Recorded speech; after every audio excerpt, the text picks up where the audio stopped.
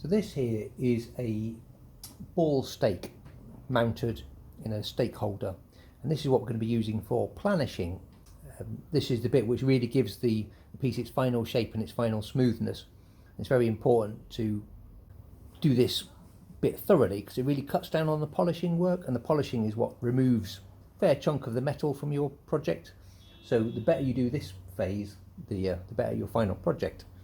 This one here is a ball 3 inches in diameter, and this is the thing I use for finishing nearly every single piece that I make. The other stake we will be using for shaping the fan is called a Bic iron. And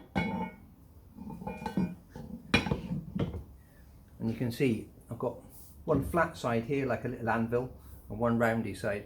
Now these give you an enormous amount of options for shape, and also what I've done here, as you can maybe not see it very well, but this here has got a slight radius on it, not a very big radius, but just enough so I don't dig into the metal with any of the sharper pieces of steel, so with the sharp edge doesn't dig into the metal, whereas these rest of these corners are sharper. This here is a tinsmith's hammer. So the first thing I'm going to talk about is on this side you'll see there is a mirror finished face. Now this is what we use for planishing. Now what we do with this is we strike the outer surface of the metal over a ball stake or other shape stake, like with overlapping strikes, and that leaves very, very shiny and polish friendly surface on it. Okay?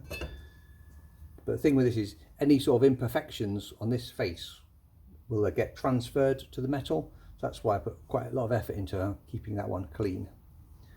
Now the other side, this is a very, very slightly dished face. Now this is extremely useful for doing like smoothing out from the inside of big pieces, like if you're doing coats of plates, like or breastplates or corzinas or anything like that. That's a really nice gentle face. Or for if you need to fill in a rivet hole and use over a ball stake, if I've put a hole in the wrong place, here I can actually smash round the hole with this, and then it drives the metal into the hole and closes it up and allows me to save a piece if I've messed it up.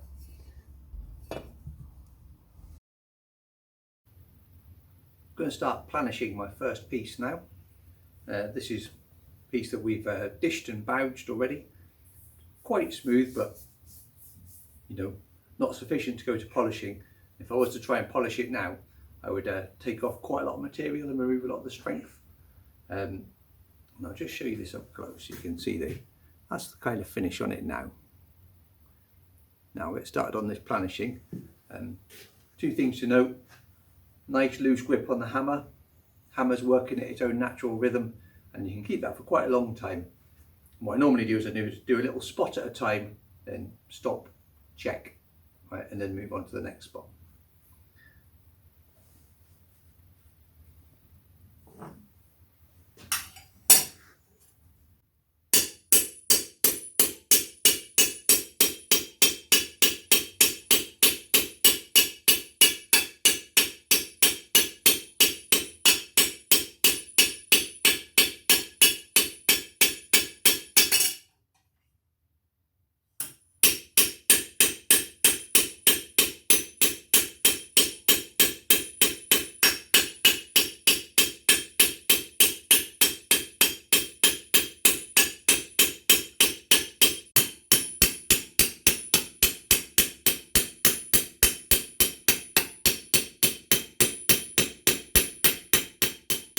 You can see the bit that I've planished, how shiny that is,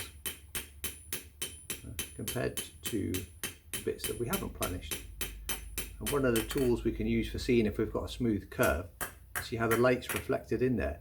If that light moves smoothly over the piece, then the curve is smooth. Whereas if the light suddenly spreads out, it means we've got a flat spot or a dip.